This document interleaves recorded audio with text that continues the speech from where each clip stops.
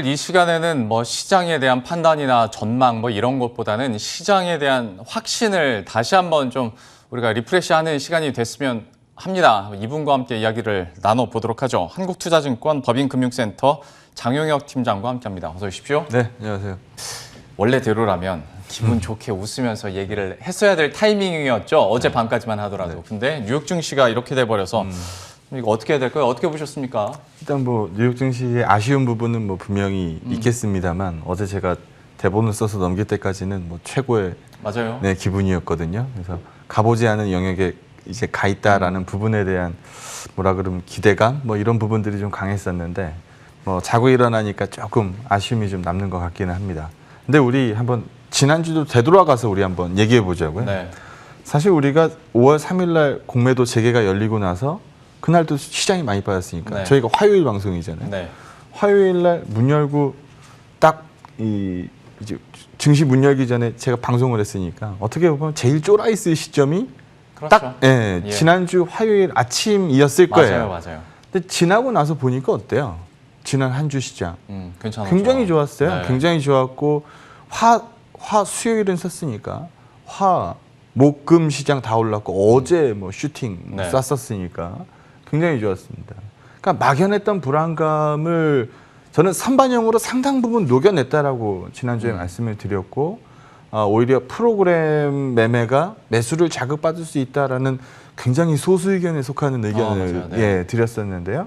그것서부터 한번 들여다보고 어젯밤 미증시에 대해서 얼마나 실망할 거냐라는 부분에 대해서 얘기를 한번 이어가 보도록 하겠습니다. 예. 여기 보시면은요. 이게 5월 3일 날 이제 공매도 재개가 열렸고요. 그 전까지 사실 뭐 우려를 너무 많이 선반영한 것 같다. 막연했던 불안감에 매도가 굉장히 많이 나왔으니까 뭐 밀릴 만큼 밀린 것 같다. 여기서 더 밀린다고 보지 않는다라고 저희가 이제 4일 아침 예. 방송에서 얘기를 했고 그 이후에 시장 변화 나온 거 보면 뭐 제일 큰 변화가 뭘까요, 일단? 어쨌거나 기관이 계속 네. 쓰고 있다는 거죠. 기관들의 수급이 분명히 변했어요. 네. 외국인의 수급도 매도가 큰 폭으로 줄다가 뭐 어제는 반전을 좀 찍었고 뭐 코스닥 같은 경우에는 조금 아쉬운 대목이긴 합니다만 아직 별다른 변화의 포인트를 못 잡겠어요. 그리고 또 하나 중요한 포인트. 우리가 그 이전 주간의 하락분을 여기 코스피 같은 경우에는 다 채워내고 신고를 써냈지만 코스닥 같은 경우에는 아직 못 채웠단 말이죠. 네. 그래서 이 반등 탄력 부분에 대해서 분명히 차이가 존재했었습니다. 이거 어디서 왔느냐라는 부분을 먼저 좀 찾아보죠. 여기 보시는 것처럼 차익 거래고 이 비차익 거래입니다. 그러면 5월 3일 기준점으로 딱 놓고 이거 누가 봐도 명확하지 않나요? 차익 거래는 원래 사이즈가 좀 안 나오니까 네. 여기서도 뭐 외국인 매도 얼마 되지는 않지만 줄었고 기관 같은 경우에는 분명히 차익 거래에서도 반전이 찍혔고 네. 외국인 기관들 같은 경우에는 적지 않은 특히 기관 같은 경우에는 비차익으로 어마무시한 매도를 찍고 있었는데 그 매도가 온데간데 없어져 버렸거든요. 네. 그래서 우리가 지난주에 분명히 이 부분 얘기를 했어요. 이게 차익 거래의 기본 논리가 고평가되어 있는 걸 팔고 저평가되어 있는 걸 사는 거잖아요. 근데 이제 공매도가 막혀 있었으니까 항상 뭐 선물은 고평가되어 있으면 매도를 때려버리면 되는데 네. 현물 같은 경우에는 공매도가 열려 있어야 때린단 말이에요. 네. 안 그럼 보유하고 있지 않은 주식을 때릴 수는 없으니까. 그래서 이게 막혀 있다 보니까 현물이 항상 고평가되어 있는 거예요. 반대로 선물은 계속 네, 좀 선물이 막혀있고. 항상 저평가되어 예. 있고. 그러다 보니까 저평가되어 있는 선물을 사고 고평가되어 있는 현물을 파는 매도 차익 거래가 일반적 그림이었다는 거죠. 네. 근데 지난주에 나와서 매수 차익 거래로 바뀔 수 있습니다라는 의견을 말씀을 드렸고 실제로 우리가 눈으로 본 것처럼 매수 차익 거래 쪽으로 그리고 또 기관들의 수급 개선 쪽으로 분명히 수급의 개선이 시작됐다라는 점입니다. 여기까지는 아주 자신 있게 얘기할 수 있는 대목이죠. 네. 근데 이걸 한번 여기서부터 이제 슬쩍 이제 넘어가 보면 사실 지난주에 환경도 굉장히 좋았던 게 좀 까먹으셨을 수 있는데 지난주에 이 얘기는 안 나왔으면 좋겠는데 라고 한 얘기가 하나 나온 게 있어요. 옐런 이 재무장관이 예. 건드리지 말아야 될 부분에 대해서 건드렸죠. 갑자기 생각밖에 얘기를 해버렸잖아요. 연준 의장도 매번 나와서 물가에 대한 우려 없고 테이퍼링 시기상조고 뭐 고온 뭐 얘기 계속하고 그렇게 관리를 했는데. 네, 그렇게 계속 관리를 해오고 있었는데 재무장관이 나와서 좀 고평가되어 자산 가격 거품이 좀 껴있는 것 같고 그런 거 우려 때문에 금리를 뭐 시사성 발언이긴 했지만 예. 금리 인상에 대해서 얘기를 화두를 꺼내버렸단 말이에요. 그럼 우리 솔직히 옛날 같았으면 어때요? 이제 충격. 막 우르르 쏟아졌을 거예요. 텐트럼 얘기까지 나왔죠. 예. 근데 지난주에 뭐 어제 미증시가 밀리기는 했지만 미증시가 거기에 대해서 영향을 받던가요? 전혀 안 받았어요. 네. 그래서 금리 인상에 대한 얘기까지도 어떻게 보면 이겨내는 미증시 흐름이었습니다. 그리고 또 재밌는 사실은 4월 고용지표가 발표가 됐는데 시장 가이던스가 100만 신규 네. 취업자 수가 100만 명 정도 이제 예상을 했는데 이거 뚜껑 딱 열어보니까 한 4분의 1밖에 안 모인 거예요. 네.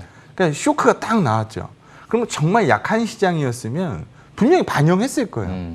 근데 뭐 보신 분들 계시겠습니다만 그때 시장이 올랐나요? 빠졌나요? 미증시가. 올라갔죠. 네, 올라갔어요. 이거를 역설적으로 읽은 거예요. 옐런 재무장관이 금리에 뭐 건드리지 말아야 될 부분에 대해서 건드린 것도 이겨낸 시장이었는데 고용지표가 딱 못 나오고 나니까 커봐. 지금 테이퍼링 할 때 아니야. 금리 올릴 때 아니야. 연준 말이 얘기를 했죠. 연준 말이 맞아. 라는 부분에 대해서 점수를 딱 준 거거든요. 예. 그러다 보니까 여기 그림에서도 보시는 것처럼 그럼 달러가 뭘로 비싸지겠니? 달러 금리 인상? 뭐 글쎄요. 뭐 시장이 우려하는 것보다 그러니까 시장이 예상하는 것보다 빠를까 봐 걱정하는 거잖아요. 네. 분명히 나중에 금리는 분명히 올라갑니다. 그 시기의 차이에 대해서 우리가 얘기를 하고 있는 거고 예상되는 시점보다 빠를까 봐 이제 우려되는 그림들이 좀 있는 거죠. 근데 그런 부분들에서 커봐. 예상치의 4분의 1밖에 취업이 안 나왔어. 그럼 뭐 금리 올릴 수 있겠어? 라는 부분으로 얘기가 흐르다 보니까 달러가가 밑으로 반영이 바로 나와버려요. 네. 그럼 달러가 밑으로 갔다. 달러가 약세로 갔다. 그럼 우리 원화 어디로 가요? 원화는 당연히 강세로 가죠. 네. 그래서 원달러가 이제 따다닥 떨어지기 시작합니다. 원달러 떨어지는 건 워낙 강세 그림 네. 얘기니까. 그럼 이 그림 누가 좋아하는 그림이에요? 외국인 투자자가 좋아하는 그림이잖아요. 지 손에 들고 있는 달러가 뭐 복날에 아이스크림 녹아내리듯이 쭉쭉 흘러내리면 이거 빨리 어디 녹지 않는 냉장고에다 넣든지 뭘 해야 될 거 아닙니까? 네. 그러니까 달러가 녹아내리면 녹지 않는 원화로 바꿔서 뭐 채권을 사든 주식을 사든 뭔가를 해야 되는 환경인 거니까 네. 이 그림은 외국인 수급한테 굉장히 좋은 환경이에요. 예. 그럼 앞으로 돌아가서 보면 기관 수급은 반전을 찍기 시작했고 외국인 수급도 크게 나쁠 것 같지 않습니다. 라는 부분 얘기를 할 수 있는 시점이었다는 거죠. 예. 근데 어제 미증시가 빠졌으니 그렇죠. 이쯤에 대해서 저도 질문을 드리고 네. 싶은 게 물론 어떤 조정의 이유를 찾고 싶었던 걸 수도 그쵸. 있습니다만은 네. 하루 만에 일거래일 만에 야 그래도 언젠가 금리는 올라 쪽으로 해석이 나왔단 말이죠. 네네네. 이거는 어떻게 해석을 해야겠습니까? 물가에 대한 얘기가 이제 사실 어제 처음 들었어요. 물가에 대한 그러나요? 얘기를. 네. 물가에 대한 얘기는 우리 지금 굉장히 오랜 기간 듣고 있어요. 그래서 그 부분을 얼만큼 반영했느냐가 낙폭으로 반영되는 거고 이제까지 우리가 봤었던 거는 좀 반영했다가 야 그래도 못 올릴 거야. 이건 뭐 연준 의장이 연준에 맞서지 말라 그랬잖아. 그러면서 이제 또 녹여내는 경우도 그렇죠. 굉장히 많았었고 또 잠잠했을 때쯤 되면은 뭐 이제 CPI 나올 때 됐으니까 CPI 나올 때 됐잖아요. 그러다 네네. 보니까 이제 거기에 대한 뭐 또 어떻게 보면 막연한 불안 뭐 이런 부분들이 또 이제 나오기 시작하는 거죠. 물가 얘기 한번 해볼게요. 물가가 제가 일단 제목에는 이게 어젯밤 미증시 열리기 전에 썼으니까 이해합니다. 물가 우려가 강해도 오케이라고 네네. 써놨지만 어제 미증시가 좀 밀려서 이제 저게 뭐야라고 하실 수도 있지만 어제 미증시에서 뭐가 밀렸는지 한번 생각해보세요. 어제 다우가 밀렸어요? 아니요. 다우는 어제 굉장히 상승폭이 컸다가 예. 뱉어내면서 끝났을 뿐이에요. 예. 어제 많이 빠진 거는 대표 기술주들이 많이 빠졌어요. 대표 기술주들은 우리가 생각하는 이 밸류에이션 범주에 들어가 있지 않습니다. 네. 한국에서 보기 힘든 밸류에이션에 가 있는 애들이거든요. 그래서 뭐 고평가 부분에 대해서 항상 자유롭지 못했던 애들이고 그런 애들이 좀 빠졌어요. 그러니까 어제 미증시 빠진 거 분명히 국내 증시에 100%다 녹인다? 이렇게는 해석하실 필요는 없다라고 생각하고요. 그 기술주 안에서도 제일 많이 했던 게 테슬라다 테슬라가 보니까 6% 정도 빠졌으니까. 네, 그러다 보니까 더 체감이 좀 떨어지는 것 같습니다. 맞아요. 그래서 여기 이 그림 한번 보시면 소비자 기대 지수니까 뭐 어떨 것 같아? 아우 좋아질 것 같아요. 좋아질 것 같아요. 이런 기대감도 굉장히 많다는 얘기예요. 예. 당연히 뭐 백신 효과가 이제 제대로 반영되기 시작했으니까 어떻게 보면 당연한 그림이죠. 그러면 억눌렸던 소비가 뭐 폭발한다, 뭐 보복적 소비, 뭐 우리 이런 기사들 옛날부터 많이 봤잖아요. 네. 요즘 대한항공 오르는 거, 이거 그냥 오르는 것 같으세요, 이게? 대한항공 이 마일리지 가지고 업그레이드 해달라 그러면 요즘 콜센터에서 제대로 듣지도 않아요. 이게 업그레이드가 안 돼요. 그냥 돈 주고 다 끊어야 돼요. 예. 옛날엔 됐죠. 지금 안 돼요. 그러니까 지금 뭐 어차피 수요가 폭발적으로 다 들어가 있는데 여기서 왜 그걸 해주냐는 그러겠네요. 거거든요. 그리고 뭐 제주 뭐 호텔질라 뭐 방이 있을 것 같아요? 방 없어요. 예. 네. 그러니까 이게 뭐 보복적 소비다 뭐 이런 부분들 이제 얘기가 본격적으로 나오기 시작해. 그러면서 올랐거든요, 사실. 그래서 여기서 볼 수 있는 것처럼 기대치들이 굉장히 좋고 뭐 백신 얘기들 뭐 충분히 반영됐고 그러다 보니까 소비 데이터 굉장히 좋아요.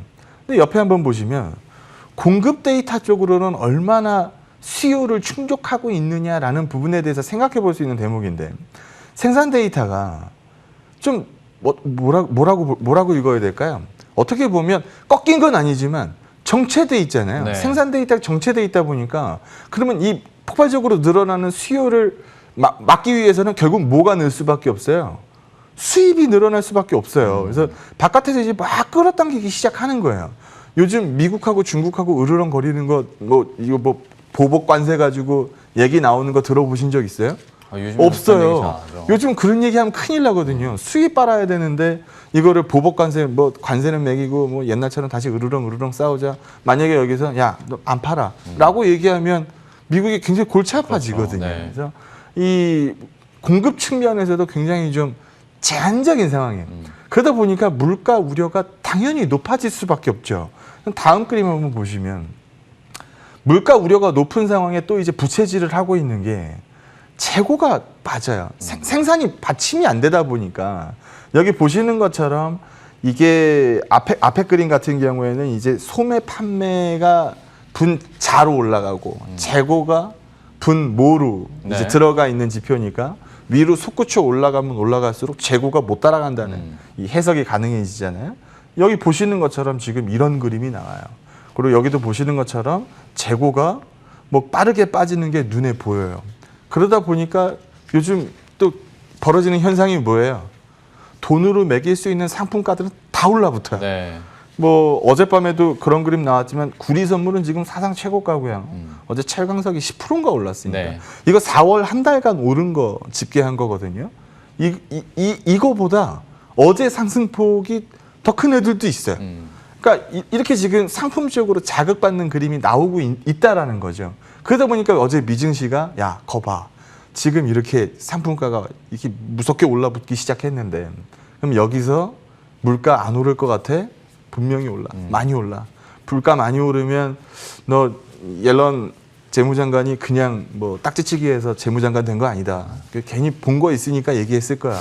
그러면서 이제 우려감을 얘기를 많이 한 거죠. 그래서 어제 그걸로 이제 미증시가 많이 빠지긴 했는데 짚고 넘어가야죠. 그래서 어제 그 우려감을 반영하면서 만약에 달러가 급등을 튀었다. 그러면은 좀 쫄만하죠. 네. 어제 달러 뭐 오르긴 했습니다만 급등은 아니에요. 네. 그리고 어제 만약 예를 들어서 미 채권 10년물이 뭐 급등세를 타가지고 뭐 다시 뭐 1.6% 후반 1.7% 갔다? 그러면은 우려할 만하죠. 네. 근데 어제 미 채권 10년물도 그렇게 나오지 않았어요. 여기 그림에서도 볼 수 있는 것처럼 지금 기대 인플레이션 값은 계속 오르고 있지만 우리가 예전 방송에서도 한번 얘기했었죠. 피크아웃에 대해서 그림이 나오고 있습니다. 네. 그러니까 인플레 얘기 처음 들은 거 아니에요. 지난번에도 들어본 얘기예요. 이거를 반영을 여러 번 해왔고 가끔은 덜 반영하고 많이 반영하고의 차이가 있을 뿐이지 사실 이게 시장을 부러뜨리는 이슈가 되지 않을 거다. 라는 부분에 대해서 말씀드리는 거고 항상 희망 섞인 얘기를 말씀을 드리는 것 같은데 사실 지난주에도 우리 쫄아서 출발했잖아요. 네. 결과 나쁘지 않았었고 어제 미증시 하루 빠졌다 그래서 아쉬운 대목이 있는 건 맞지만 여기서 시장 뭐 부러지는 그림으로 갑자기 말을 바꾼다 그런 그림 시그널 그런 것들은 아직 보지 못했다라고 말씀드리겠습니다. 사실 이 시간 통해서 지난 3주 동안 했던 이야기들이 왜 시장이 지금 상승할 수밖에 없는지에 대한 환경적인 부분들을 각종 수치로 다 설명을 해주셨고 간밤에 뉴욕 증시가 좀 크게 흔들리긴 했습니다만은 다시 한번 뭐 환경 자체가 변한 건 없으니까요. 여기에 대해서 시장에 대해서 확신을 되새기는 시간 앞서 말씀드린 것처럼 한번 해봤고요. 종목에 대한 이야기도 해보도록 할 텐데 오늘은 좀 어떤 쪽 보셨어요? 지난주에는 공매도 얘기를 하다가 종목을 놓치고 나갔더라고요. 써놨던 종목이 있었거든요. 대본에. 삼성바이오로직스를 지난주에 사실 이제 써놓고 대본에서 방송을 못했는데 예. 그 얘기서부터 이어서 할게요. 네, 그러시죠. 지금 뭐 독일 큐어백이 뭐 어쩌고 저쩌고 뭐 그런 얘기 많이 들었어요. 좀 이게 독일에 대해서 아시는 저는 뭐 독일을 가본 적도 없고 하지만 독일에 대해서 아시는 분들은 좀 이상하다라고 생각하시는 게 분명히 있었을 거예요. 왜? 러시아도 백신이 나오고 미국도 백신이 나오고 하다못해 중국도 백신이 이제 얘기가 있는데 왜 독일 조용하지? 왜 제조업 강국 독일에서 저렇게 조용하지? 라는 부분에 대해서 한 번도 이상하다고 생각 안 해보셨어요? 그러게요. 전 그 인식조차 못 해봤네요. 네. 독일이 조용히 준비하고 있었던 거예요. 지금 미국이 사실 백신에 대해서 직접재산권 포기하겠다 이런 얘기를 많이 하잖아요. 네. 실제로 이게 뭐 현실화 될지 안 될지는 사실 모르겠어요. 하지만 굉장히 까다롭게 굴겠죠. 그러면 어떻게 보면 그거 받아들이는 순간 착 잡히는 거거든요. 그러면 유로존에 있는 백신은 누가 하겠다는 거예요? 지금 내가 안 하면 누구 거 쓰게 생겼어요? 러시아 거 쓰게, 스푸트니크 V 쓰게 생겼단 말이에요. 네. 그러면 이제 결국 누가 하는 게 맞아요? 미국 거 안 받고 쓰려면. 내가 하는 게 맞다라는 거죠. 이제 독일 큐어백 3상 발표가 이제 앞두고 있는 상황입니다. 그러면 결과적으로 이렇게 막 백신들이 이제 하나씩 인정받은 백신들이 올라오기 시작하면 결국 이거를 어디선가 찍어야 되잖아요. 네. 그럼 어디선가 조그만 데서 한정된 공간에서 찍어가지고 전 세계에 뿌리느냐? 사실 불가능하잖아요. 그러다 보니까 요즘 우리 국내 증시에서 제일 이제 핫하게 매매 많이 하고 시세 화끈하고 남자의 주식 이런 애들이 대부분 뭐예요? CMO 하는 애들이에요. 네. 제약사인데 CMO 공장 갖고 있는 뭐 조그맣게 들고 있는데 뭐 거기서 뭐 위탁 생산 뭐 컨소시움에 들어가 있다 이러면 뭐 막 상한가 치고 막 하잖아요. 여러분 맞죠? 어제도 나오던데 그런 것들. 그래서 이런 종목들이 들쑥날쑥 하면 할수록 이제 뒤에서 씩 웃고 있는 게 있다라는 거죠. 그래 붕업을 열심히 해봐라. 어차피 그릇은 내게 제일 크다. 그럼 그게 결국 누굴까요? 삼성바이오로직스하고 네. 셀트리온일 거거든요. 네. 그래서 삼성바이오로직스가 이제 4공장 조기 가동 얘기가 이제 나오고 있는 시점이기 때문에 3공장 풀 가동은 이미 뭐 기정사실화된 거고 네. 4공장 조기 가동 얘기가 나오고 있는 시점에서 나쁘게 볼 이유가 없지 않느냐. 게다가 공매도 금지가 풀리기 전 마지막 달, 이 4월 달에 기관이 주구장창 팔았잖아요. 네. 그 와중에 제일 많이 산 종목이 삼성바이오로직스였어요. 그래서 제가 공매도 재개가 되지만 그 와중에 제일 많이 산 애들은 삼성바이오로직스였습니다. 이 얘기를 하고 나가려고 그랬거든요. 예. 근데 지난주에 이제 시간이 좀 딸려서 못했던 거고. 팀장님 입에서 남자의 주식이라는 얘기를 들으니까 예, 또 네. 색다릅니다. 삼성바이오로직스를 지난번에 못 하셔서 오늘 했는데 네. 그러다 보니까 오늘도 다 못 하시겠는데요. 그러게요. 시간이 많이 갔습니다. 네. 한 종목만 좀 더 꼽아주시겠어요? 한 종목만 볼까요? 요걸로 보죠. 그러면 우리 지금 사실 소비주들 올라오면서 컨택주들이잖아요. 약해진 애가 있어요. 뭐가 약해졌을까요? 컨택주가 올라왔으면 원택트가 빠졌겠죠. 그럼 원택트 하면 기업 뭐 생각나는 거 딱 두 개만 얘기해봐요. 인터넷 기업 두 곳이죠. 네, 네이버, 카카오. 예. 그러면 네이버, 카카오 두 개를 딱 놓고 봤을 때 최근에 카카오는 뭐 카뱅 상장, 뭐 카카오페이 상장, 뭐 카카오페이지, 뭐 이게 굉장히 많았잖아요. 네. 그러면서 이제 고성장이 계속 뭐 이런 얘기들 나오면서 이 뭐 멀지 않았다, 뭐 날아간다, 뭐 그러면서 사실 나쁘지 않았어요. 네. 카카오하고 네이버를 단순 비교해 보세요. 최근만 네이버가 훨씬 약했어요. 게다가 지금 이 와패드 인수하느라고 자사주를 매각한다라고 공시가 나왔기 때문에 아마 그런 부분들도 추가적으로 좀 반영할 가능성이 높아요. 하지만 우리가 YOY 값으로 봤을 때 증가율 30% 40%씩 성장하고 있는 기업을 과연 몇 개나 찾을 수 있느냐라는 측면에서 한번 생각해 보시면 굉장히 좋은 선택일 거예요. 그래서 한동안 네이버 카카오 안 보셨을걸요? 한동안 카카오 많이 보지 네이버 보신 분들 없을 거예요. 네. 지금 이번에 이제 와패드 인수 때문에 자사주 매도가 좀 나올 텐데 아마 그 이슈 이후에 다시 한번 방향을 잡아가는지 여부 한번 눈여겨보시기 바랍니다. 사실 어마어마한 영업이익률에 우리 시장에 적응을 하다 보니까 놀랍게 안 보일 수도 있겠는데 뭐 다시 환기를 시켜주시면 엄청난 성장세입니다. 네이버와 카카오에 대해서도 다시 한번 얘기를 해주셨고 좋은 선택지가 될 수 있을 것이다 라는 얘기까지 들어봤고요. 오늘은 이 정도로 마무리를 지어야 될 것 같습니다. 한국투자증권 법인금융센터 장용혁 팀장과 함께했습니다. 오늘 말씀 고맙습니다. 네, 고맙습니다.